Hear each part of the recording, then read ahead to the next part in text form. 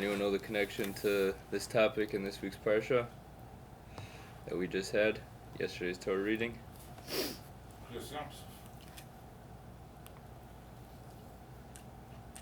I have to think about that one. Wasn't there some educational program in Morrow when they were there? That's true. I don't know if we see anything specific about. But they couldn't read from the public full. They Torah couldn't read reading. from the full scroll that they didn't actually have. Right. So the connection is as follows.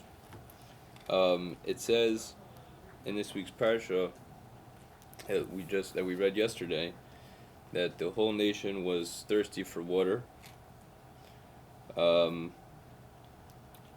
they went 3 days in the midbar, v'lamatu mayim. And the Gemara in Bava Kama on Daf Pei Beis says that from here we see the Darshi Rishumos, the ones, Rashi says, the ones who derive the psukim. Amru, they said, Ein mayim el Torah. Mayim is a reference to Torah. Shneimar havi kol tzmalchu mayim. And it teaches that Kevan shaholchu shoshis yom below Torah, since they went 3 days without Torah, they got worn out. Amdu Nevi'im shebeneim, so the Nevi'im amongst them came, and they said, we need to do something about this. V'tiknu lahem sheyukarim b'Shabbos, u'mafsikim b'echad b'Shabbos, v'karim b'sheni, u'mafsikim b'shlishi, b'revi, v'karim b'chamishi, v'sikim b'erev Shabbos, etc. That they were masakin, they enacted that there be public Torah reading on Shabbos, on Monday, and on Thursday, in order that there won't be 3 days that pass without Torah learning. We learn out that Torah is similar to water, and that it's essential for survival, just like water is essential for our physical survival. Torah is essential for our spiritual survival, and therefore these Nevi'im went and they were masakin. They enacted that there needs to be a public Torah reading within every 3 days. Now, why specifically should it be on Monday, Thursday, and Shabbos? So Shabbos is understandable. Shabbos is when people are there. Shabbos is a special time. Monday and Thursday, seemingly it didn't have to be on Monday and Thursday. It could have been on other days, and it still would have avoided there being 3 days passed by without Torah. Tosafos brings down a Midrash that says that on Monday, the significance of Monday and Thursday is that Moshe went up to receive the Torah on Thursday, and he came down on a Monday. And because of that, Monday and Thursday are a special ratzon. They're a special time of where Hashem is, so to speak, Nisrata is pleased. It's a special time for prayer. It's a special time for Torah, and that's why they enacted that the Kriya be on Monday and Thursday. And it's for the same reason that we have more Takkanunim that are designated for Monday and Thursday. For example, the fast of Bahab, or the other fasts that we find in Maseches Tainus, are generally on Monday and Thursday. We find that the long Takkanah is on Monday and Thursday. Times when we do Slichos are on Monday and Thursday. That's because Monday and Thursday have this special significance. They're an ratzon, because that is the time when Hashem was Nisrata. Moshe Rabbeinu came up to receive the Torah and came down to bring it down to Klal Yisrael. Now, a very basic question you might wonder about: why is the answer to time without Torah? Why is the answer a public Torah reading, which has very specific rules? It has to be with 10. It has to be from a Sefer Torah. It has to be. It has all its specific halachos. I mean, there's a lot of other Torah that we could learn besides Krias HaTorah. In fact, most people that learn Torah, probably their main Torah experience is not through Krias HaTorah. So why was that the answer? Well, they had a public complaining in about the lack of water. Public complaining about a lack of water. That's very good. Saying the source of it is coming from something which was a tziburi, which was from a tzibur, which was a public event, and I think that's maybe the most basic answer. The different achronim talk about this. Ginas Radim suggest this is that there's a tikkun for the individual and there's a tikkun for the tzibur. Right? There's a tikkun for the group. And Talmud Torah derabim, Talmud Torah which is learned in a public fashion with a group of 10 or more men, provides a special koach. Talmud Torah derabim, the Gemara talks about, has very, very special koach, a very high level of Torah, even if the ones who are learning it are not necessarily learning it as on high a level as they can. They're just listening to the psukim without going through all the drashos, all the derivations, all the different things. But the fact that the group is coming together and all learning together, that has a special koach for the tzibur, and the enactment of Krias HaTorah was a tikkun for the entire tzibur. That's one answer that's given. The Gemara then goes on and says that Ezra Sefer came, and he was misakein that on Monday and Thursday there be a specific requisite number of psukim and aliyahs, that there needs to be 3 aliyahs and there has to be at least 10 psukim that are read. And he also was misakein the reading on Shabbos afternoon, which is says because of Yoshvei Kronos, in order to that was a time which wasn't used well, and he enacted a Krias HaTorah on Shabbos afternoon in order to get people in the right place. But it was really a short reading. It was a short reading, yes. So they could go back out on the street corner afterwards. That's true, but apparently the power of bringing them into shul to listen to Krias HaTorah made a big impact. Or they had a lavish shower suda. Yeah, it's fascinating because it's so short, but at the same time, there's something that a number of Rishonim say. There's a question that many Rishonim ask, which is that there's numerous places where it implies that Ezra was the one that was misakein, that enacted Krias HaTorah on Monday and Thursday. And this Gemara in Bava Kama says that it was already the Nevi'im at the time of Moshe Rabbeinu. And there are Tva and many others, they say that the first enactment didn't really catch on so well, because they were just reading one pasuk. They didn't have a particular number of or one ola. They didn't have a particular, that they didn't have the minimum requirement of 10 psukim and the minimum requirement of 3 aliyahs, and people therefore were not so compelled to come into it. It wasn't, people weren't looking at it as something which was significant enough that they should come in.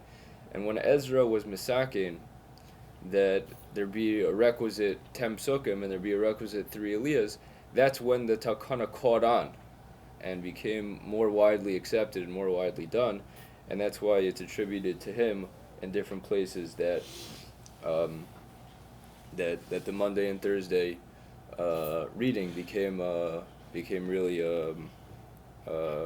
widely done. Well, he was also jump-starting the Jewish civilization in Israel, where people were coming back from Bavel. Yes. So a lot of stuff that really did happen before then was sort of stopped for a while, and he had to start it up again. Exactly. Yes. And this Gemara Bava Kama talks about a number of things that Ezra established. He was a very big doer.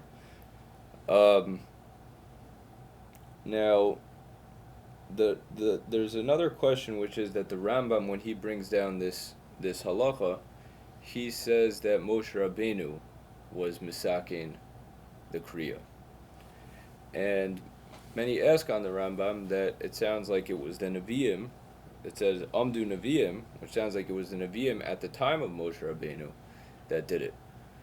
So the Kesef Mishnah explains, which is the Beis Yosef, Rabbi Yosef Cairo, he explains that at that time, who was the greatest of the Nevi'im? Moshe Rabbeinu. Moshe Rabbeinu is the greatest Navi ever. The Rambam understood that nothing is done without the Askama, without Moshe Rabbeinu's approval, and therefore the Rambam attributes it to Moshe Rabbeinu. Many point out that even stronger than that is that in the Yerushalmi, the Talmud Yerushalmi, when it brings down this enactment, it says that Moshe Rabbeinu was misakin it. It says in the Talmud Yerushalmi that Moshe Rabbeinu was the one that was misakin it, and that supports also this idea that it was through Moshe Rabbeinu. When we have this many explanations of something like this, does it imply that there's no real Masorah about it and people are trying to use logic to come up with something? To a certain extent, it's not 100% clear. That's why there's different opinions. But you have a Yerushalmi which is saying that it was Moshe Rabbeinu. You have a Talmud Bavli which is saying that it was Amdu HaNevi'im, and we know that those Nevi'im were at the time of Moshe Rabbeinu. So it's not so much it's not a very big conjectured idea to say this. At least here you have times where it's more guesswork, but over here it seems somewhat clear. And which leads us to a very interesting topic, which is Krias HaTorah daraisa or derabanan? Is it a biblical obligation or is it a rabbinic obligation? The great Bach, who has a famous commentary on the side of the Torah, lived in the 1500s, and he said, well, if Moshe Rabbeinu was the one that was misakin it, came from Moshe Rabbeinu, so things that come from Moshe Rabbeinu are deraisa, are biblical requirements, right? Most of the things that Moshe Rabbeinu taught us, he was taught us straight from Hashem, and basically everything that came from his mouth was deraisa, was a biblical requirement. So this should also be deraisa, and the Bach maintains that the requirement of Krias HaTorah is biblical. So this fall under Halacha Moshe Sinai or some other? Yes, category? it would seem to fall under something like that. He doesn't explicitly say what the source would be. It seems like he just assumes that if it comes from Moshe Rabbeinu, then it's biblical. However, this is very much a das yachid. This is very much a minority opinion. Right there in the das yachid means minority. Das yachid means yachid means an individual. So it means the opinion of an individual, which implies the mass is argued on this. If you look right in the back, he points out that he's arguing on Tosafos, right? The great Bali Tosafos say in multiple places that as something which is obvious to them that the requirement of Krias HaTorah is only derabanan, is a rabbinic requirement, and this is something that's assumed by basically almost all of the Rishonim, that this is a rabbinic requirement, and definitely within the Achronim, there are tens and tens of Achronim which are always assuming that this is derabanan, and this is definitely what we call the parsha sugin da'alma. This is what everyone assumes. Every posik is working with this, that Krias HaTorah is derabanan, not like the Bach. So is there a practical implication coming out of that? Yes, the main application would be Safik Daraisa L'Chumra, which we'll get into our next topic. We'll talk about one question within Krias HaTorah where we do have a machlokes. If you would consider the biggest nafkamina, the biggest practical difference between an institution which is deraisa and an institution which is derabanan is what happens in the suffix. The basic principle is that if you're in doubt on a deraisa, on a biblical law, you have to be machmir, you have to be stringent, and on a derabanan you can be mekel. The rabbis instituted their halachos that you are only required to do them if it's a certain chiyuv. But they stipulated within their commandments, within the rabbinic institutions, that you're not required when it is derabanan, when it is a suffix, when it is doubt, and that would be the practical application. And seemingly, everyone would assume that sfeikus and Krias HaTorah are lakula, and you see that many times throughout the halachos, which we're not going to go into today, but going into all the different halachos, many times we're using the principle of suffix, or poskim are using the principle of suffix derabanan lakula in order to paskin. What kind of kula would exist in this case? So I'll give you one example, which is the last topic I wanted to discuss, which is the fundamental obligation of Krias HaTorah. Is this a chovas hatzibor, or is this a chovas hayachid? So let's just give some examples just to understand this. A typical example of what we would call chovas hatzibor is, let's say, chazaras hashatz, right? The repetition of the amida. The tzibor, the kehila, has a requirement that they have to have a chazaras hashatz. It has to be done. It's part of it's not a requirement on any individual. No individual has to be, discharge an obligation of chazaras hashatz, but it's something that has to be done. Similar to, let's say, things which are really like we make kiddush in shul, havdalah in shul. These are things which they're an obligation. They're not an obligation on any individual. Magen Avos that said on Friday night, these are things which are a requirement on the tzibur. On the other hand, we have individual requirements. Most mitzvahs, right? Shofar, lulav, tefillah, tzitzis, which are requirements on the individual, particularly pertaining to the type of halacha that we're talking about. Let's think about Mikra Megillah. Mikra Megillah in many ways is very similar to Krias HaTorah. We have a scroll that needs to be read from, and everyone has to come and listen to the Megillah. Now that, by Megillah, it's abundantly clear that is what's called a chovas hayachid. Every individual has a particular chiyuv. They must hear the Megillah. They must hear every word of the Megillah, and if they missed it, then they have not just discharged their obligation.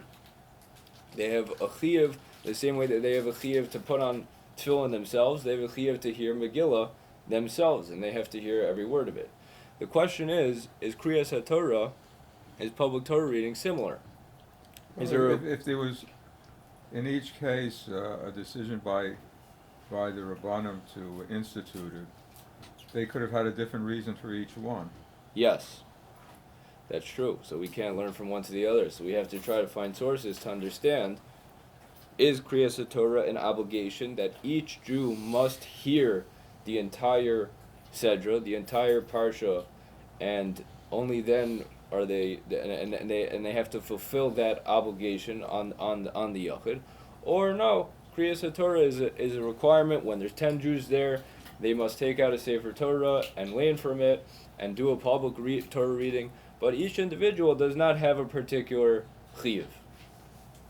So there seem to be three very strong rayas, three very strong proofs that would show that Krias HaTorah is a obligation on the tzibor and not on the particular yachid.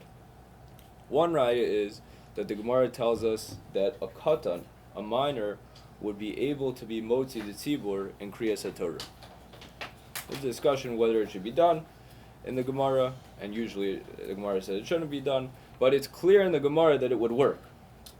Now, a minor is not able to be motzi to exempt a gadol, an adult, in their obligations.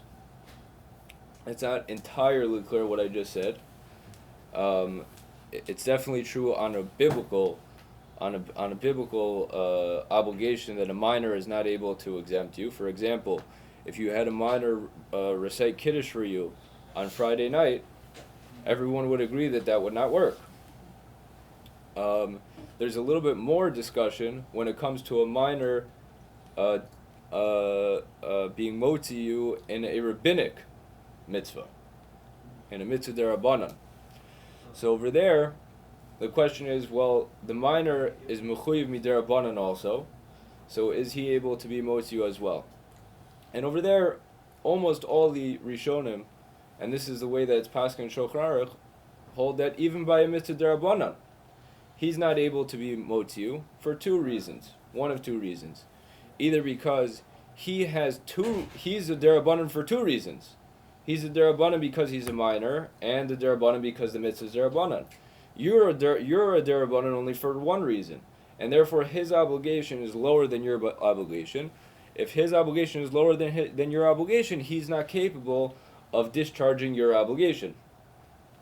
A second reason, which some argue, is that the katan, the minor, is not really obligated himself.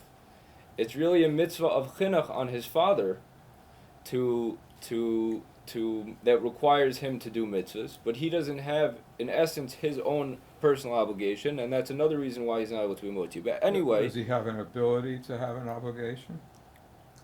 An ability to. Is he able to, being a katan? Is he able to do it? Is he able to have an obligation in general?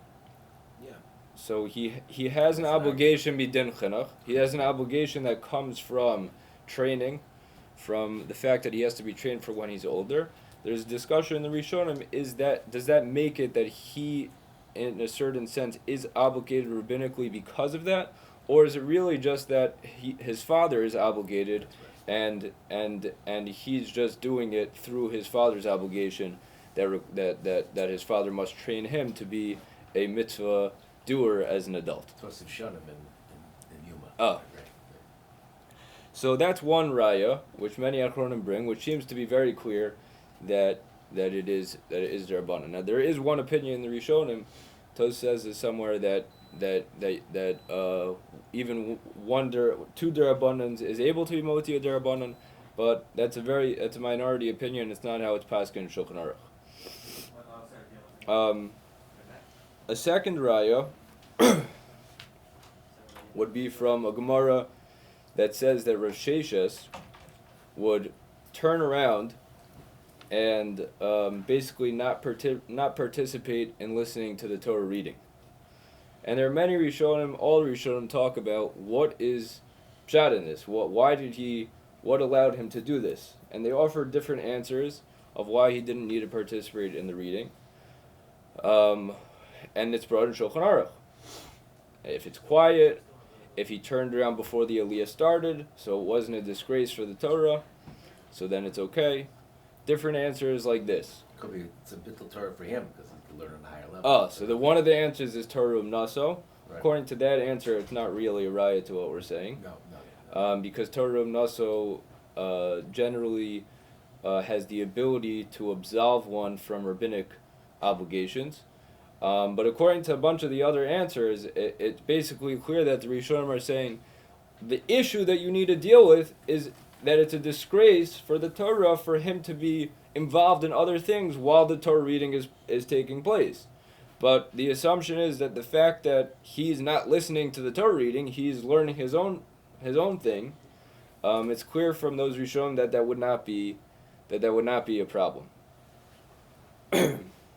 So seemingly, it's implied from here that Krias HaTorah is not an obligation on the Yachid. A third raya is the famous shul of Alexandria.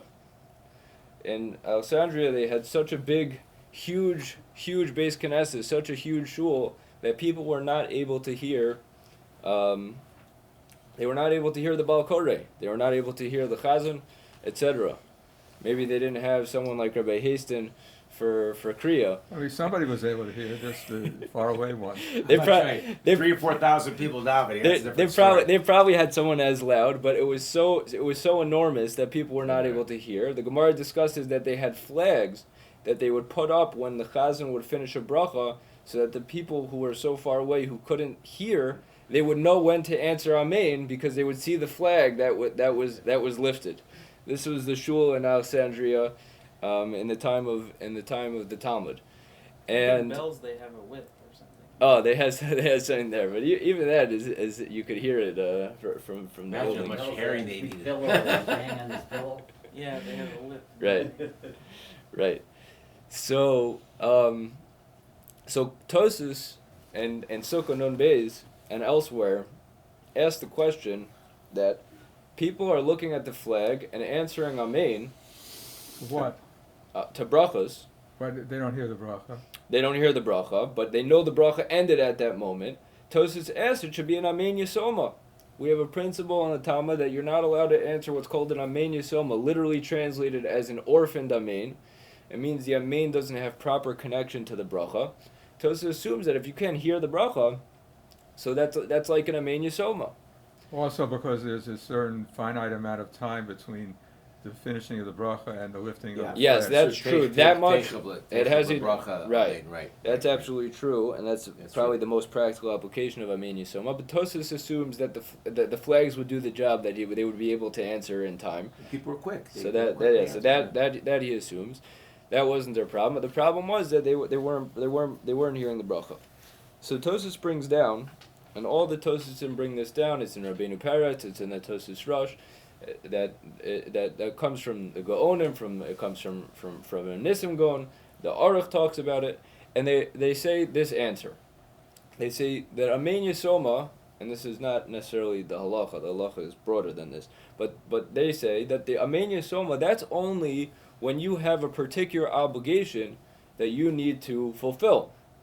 When that Amen is to be moti, is a bracha that you need to hear to fulfill that obligation, that's where there's a problem of missing Amen Yisoma. Says Tosus, but something like, etc., and he gives different examples, and one of them is like Krias HaTorah, which of course they did in the Shul of Alexandria. That was the main something thing. like Krias HaTorah, that's not an obligation that they need to be motziu. That is, and that, I mean, he doesn't explain it more than that. That's all he says, which it seems like he's saying. Rather, it's an obligation on the tzibur that there has to be a Krias HaTorah. But the fact that they did not hear it, that wouldn't constitute an Amen Yisoma because it's not discharging them from any particular obligation. But if nobody heard it at all, would it be different? Yes. There has to be 10. There has to be 10 people that are capable of hearing it. Yes, you have to have that. But there were many. There were probably hundreds that were able to hear it. But the last, however many, were not able to hear it. So these proofs seem to be very strong that the obligation of Krias HaTorah is on the tzibur. Yeah, Josephus said there were 3,000 seats. 3 to 4,000 seats. Oh yeah, that's what it says. Yeah, that's how much they were. 4,000 seats. Fascinating. Imagine all the pledge cards and things. What? Imagine all the pledge cards. Imagine, I just say how much herring you needed for kids. The whole ocean. They probably use bigger fish. Yeah, that's right. Now there are other sources. Now I'll just say, besides for these seeming proofs from the Talmud itself, there are many Rishonim which say this, basically explicitly. First of all, we have this Tosus which is saying this explicitly that's Pshat in that Gemara. The Ramban in Maseches Megillah, which is also brought down in the Ran in Maseches Megillah, say explicitly they're going on a Mishnah which talks about a number of obligations which are on the tzibur, and one of them, and which they call mitzvahs which are mutal on the tzibur. Talks about parsha al shema, etc., different things, and the Ramban says this is a list which are things which are only mutal on the tzibur. They're not mutal on the yachid. And in Maseches Megillah, the Ramban explains, the Ran explains, this is a different category than something like Mikra Megillah. They distinguish that Krias HaTorah is an obligation on the tzibur. It's not an obligation on each individual.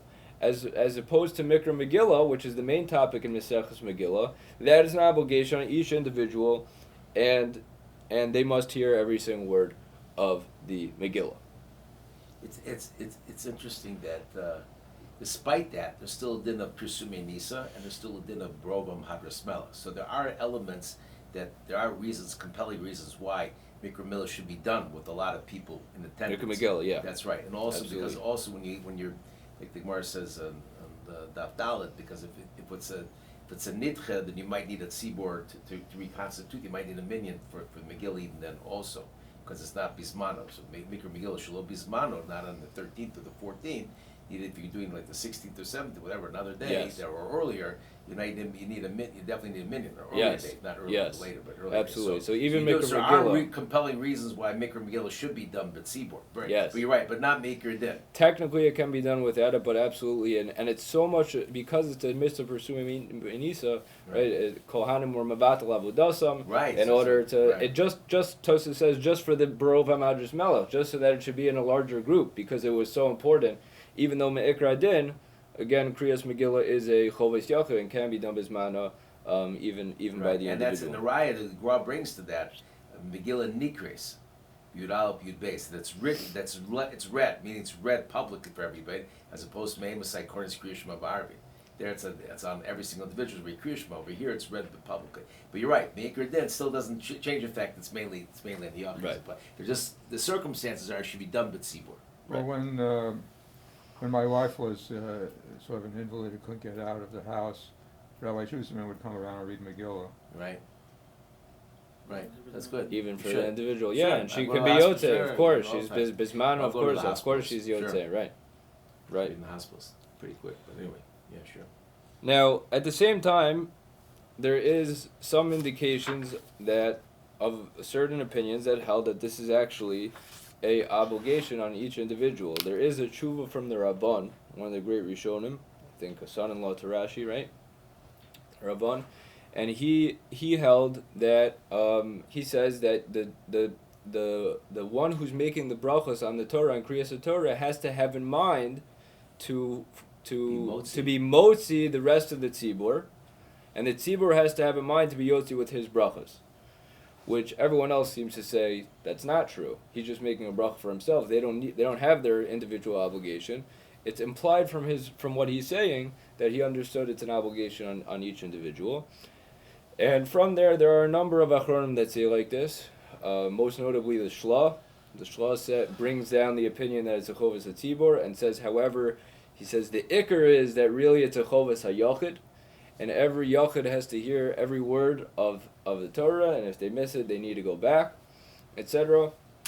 And he kind of like brings it as machlokas and says that most achronim say that it's a chovas hayachid. Many after that pointed out like who are these most achronim. If you look for example in the Yosef's farm, Ravadi Yosef or David Yosef, they'll bring you like 40 or 50 achronim that say that it's a chovas tzibor, that it's only an obligation on the tzibor, and the list of those that hold that it's a chovas yachid is very, very small. But there's almost a mefurish Gemara because there's that nalacha shnei lucha seven v'sa Torah v'sa mikra. Mikra is chumash. So there's a raya, there's a mefurish raya at the beginning of brachas that could be, if it's referring to that may be a shtickle raya to that shila, to that ravan.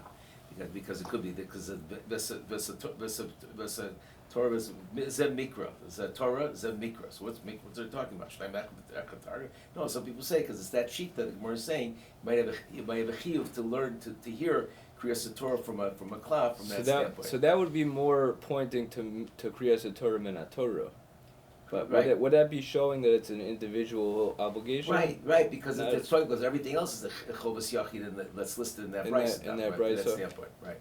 Okay. Right, because it's talked about. There could also be talking about a requirement to learn mikra. Stop. Right. Yeah. Some could be right. Yeah. Not the Torah, which of course is. That's right. There's a chiyuv to learn mikra. Yeah. Everyone has to know. Right. Everyone has to know mikra. Everyone has to know the Sefer Tanakh. Right. The specific institution of Krias HaTorah, though, we don't see. Right, but that's one of the, again. It's certainly not murchak whatsoever. One of the ways, but it could be soible that understanding. Yeah. That the Zomikra, that's Rashi brings up Krias HaTorah. Zochumash or whatever. Yeah. Right. So there's a discussion also in the Mishnah Berurah's opinion. Now the Mishnah Berurah in the halakha that I described earlier, which in Shulchan Aruch, which is basically saying the different opinions about Rav Sheshes. So it says, the Mishnah Berurah says like, what's going on over here? How could it be you're going to turn away from the Krias HaTorah? You're not going to be Yotze, and he brings it the Shibulei Haleket, seems to say that this is that there's a requirement on each individual to be Yotzei Krias HaTorah.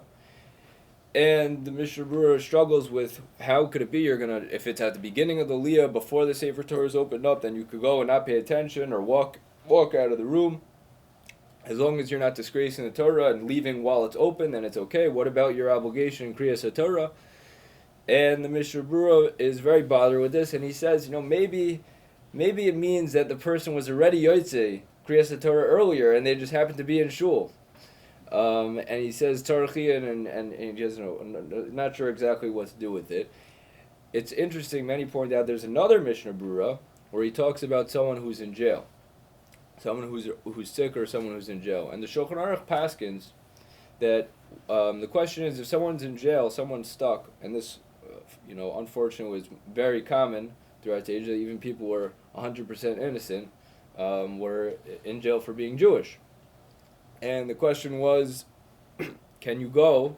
Apparently it was possible for them. Bring a Torah and have a Krias HaTorah to have this individual, let him be able to be Yotzei Krias HaTorah. And the Shulchan Aruch paskins that you're not supposed to do that. It's not appropriate to bring the Torah around in order to do that. It's only supposed to be brought into the tzibur. And the Mishnah Berurah explains, the Mishnah Berurah says, this person, what did he do? He's an ones. How's he gonna be Yotzei Krias HaTorah? And the Mishnah Berurah says, he's not amongst 10 men. He's not amongst a tzibur. He's an individual stuck in jail. So he doesn't have an obligation. It's an obligation on the tzibur. But he's not able to participate in the tzibur because he's stuck in jail. So as an individual, he's not really chayiv. He's not really chayiv. He's not really obligated. And many, put these two Mishnah Berurahs together to try to work them out. Really, if you think about it, which many point out, it's very easy to reconcile. One Mishnah Berurah is talking about that a person is not part of the tzibur. So he's not able to get to the tzibur, he's not able to get to the shul. So it was never chal on him, it never hit him an obligation of Krias HaTorah. As opposed to the other case, the person's in shul. If you're in shul, then you have to listen to Krias HaTorah. If you have the ability to be mishtat, you're part of that tzibur. Once you're part of that tzibur, you have to participate in the Krias HaTorah. I'll end with this. It's interesting, but during COVID, it's an interesting thing that there was a whole question. Yes. Afterwards, in COVID, how to make up the Shabbos that were missing. Yes, that has to do with the last source that I'm about to quote. Oh, okay, very good. Which I don't understand. There's something I'm missing about it. That COVID very yeah, I'll get to it right now. The question is there an obligation? Seemingly, it would come out from what I'm saying, from what most opinions are holding, that there's no specific obligation to hear the entire Torah from Bereshis to Zos HaBracha on each individual. Rather, other than Shnai Mikra there's a chiyuv on the So of course Shnai Mikra Targum, that's the individual learning, and the fact that every individual has to know Mikra and has to know Tanakh, that's for sure. But the public reading, the enactment of Krias HaTorah, that wouldn't not a person wouldn't be obligated to participate in that reading on everything. If they missed a parsha, okay, they missed a parsha. However, there's a line in Igros Moshe. Now, some of Moshe's tshuvas are very long, a lot of arichas that explain everywhere where he's coming from, and some of them are just short answers. So this is part of a tshuva that Rav Ephraim Greenblatt, the great Rav Ephraim, sent to Moshe, and he sent him 27 shilas, and this was one of the shilas. So each of them, Rav Moshe gave pretty short answers, just answering what the bottom line is for the answer. They weren't long tshuvas. And he was asked, what happens if someone misses part of Krias HaTorah? They miss psukim here and there, what happens? And Rav Moshe says, they're obligated to make it up. If they missed it, they didn't have the 7 aliyahs. They missed part of the 7 aliyahs. They missed part of one of those aliyahs. They only had 2 psukim on them. They didn't have 3 psukim on them. They have to go to another shul. They have to make it up. That's what Rav Moshe writes. What if there is no other shul? So they're an ones. But they have to do what they can do. And Rav Moshe writes this is the part which I showed. He says, it's a davar pashut umavur. He says he writes, even though many people don't know this, it's a davar pashut umavur. It's an abundantly clear thing that every Jew has an obligation to hear the entire Torah from Breishish ad Zois HaBracha. On a yearly basis. On a yearly basis. Right. And he writes that, and he ends his answer with that. That's what Moshe writes. And I need something. Someone needs to explain. It just even if Moshe would want to take the opinion, like the Shla, take the opinion of the Ravan, fine. But there's a Tosafos. There's a Ramban. But all Gedolei Yisrael. There's a Ran. But Rabbi, all Gedolei Yisrael were noig like that. They're very mocked because every word. That's fine. I don't have a problem with that. If Moshe would say this is what everyone should do, I wouldn't have a problem. It would be a chiddush. It would be novel. Moshe is taking that opinion, which is seemingly a minority opinion, that I wouldn't have a problem with. But Moshe writes, it's a davar pashut umavur. Something which is seemingly, is how could it be? Something that's not like Tosafos, not like the Ramban, not like the Ran, not like the parsha Shulchan Aruch. So he's implying no opposition. He's implying no opposition. He says the davar pashut umavur. This is something which is abundantly clear. All the Gedolei Torah treated it like that's that. Absolutely true. Maybe that's what he meant, was that it's clear because of what the minhag is. In other words. So it could be. It's just the way that it's said. Reb Chaim said the same thing. Reb Chaim Brisker said the same thing. So Reb Chaim Brisker I didn't mention, but Reb Chaim Brisker was of the opinion. He was of the opinion that there is that there's a chovas hayachid. There's a chovas hayachid on every individual, that they must participate in the Krias HaTorah. And the tzibur consists of those two exactly. getting together. You could only accomplish it amongst the tzibur, but there's a chiyuv on 10 people, because each one had on individual every obligation. yachid. They proved their obligation to create a kriya b'tzibur. Right. So if there's no tzibur, their chova individually goes away. They're honest, like the rabbi explained before. They're honest. There's nothing to do. There's no tzibur, but you should try to make a tzibur of that. But it's interesting that Ad Kidei Kach, that Rabbi Schechter said that they should get together, and the parshas that they best should lay in it by mincha, not in the morning, and mincha and Shabbos after COVID. Right. I Now that case is a little better though, because the entire tzibur missed Krias HaTorah. Right. So to make it up, that's making up Right. that which the tzibur's obligation, right? Cover. Let's say COVID. Let's say they missed 5 parshios, right? So the entire tzibur missed it. So as a tzibur, the obligation to understand that the obligation to say that the obligation for the tzibur is to make up all those parshios, that's not such a big chiddush. That's much less of a chiddush.